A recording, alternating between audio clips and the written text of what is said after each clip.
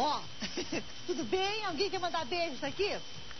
Aliás, o artesanato é no segundo bloco. Tem um menino, eu não vou nem falar agora o nome dele, porque a gente vai fazer uma homenagem pra ele, nem que seja uma homenagem singela, mandar um beijo.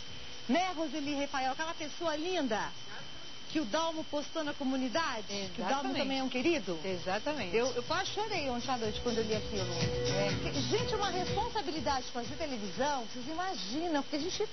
Eu nunca pedi pra estar aqui, Deus colocou, é uma coisa bem assim mesmo, sabe? Porque tem gente que fala, puxa, eu quero ser apresentador, eu estudei pra isso, eu estudei pra trabalhar atrás das câmeras como radialista, como produtora, como diretora, enfim, e a vida me colocou, então você fala, se a gente conseguir uma pessoa, duas, três, as pessoas que forem atingir com uma mensagem bacana, bonita, tornar o dia dessa pessoa melhor, né? Porque depois a gente recebendo esse carinho, essa troca, nosso dia também se torna melhor, a nossa profissão, o nosso ganha-pão. Então é muito, eu sou muito assim, eu tenho muito uma coisa comigo de ideologia, de fazer um trabalho onde eu possa produzir, eu ganhe, mas que eu possa produzir para as pessoas, como você também tem. Então é satisfatório o que eu li ontem à noite. Que bom. Eu te enviei porque eu tinha certeza que ia te fazer bem, porque você passa a ser uma referência para essas pessoas. Você tem uma conduta única, né? A conduta única é que Gandhi fala, né? Aquilo que você fala, você faz. Vamos mandar um beijo pra ele já, né? É o momento, né? Com muita vontade.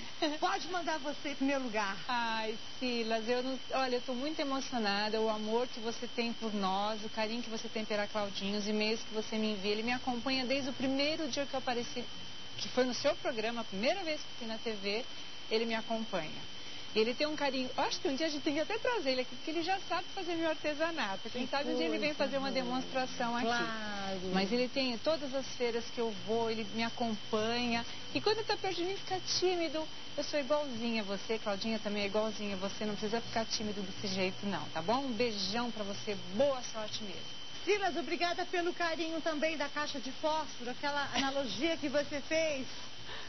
Menino danado, ó. Do fundo da alma. Muito obrigada, meu lindo.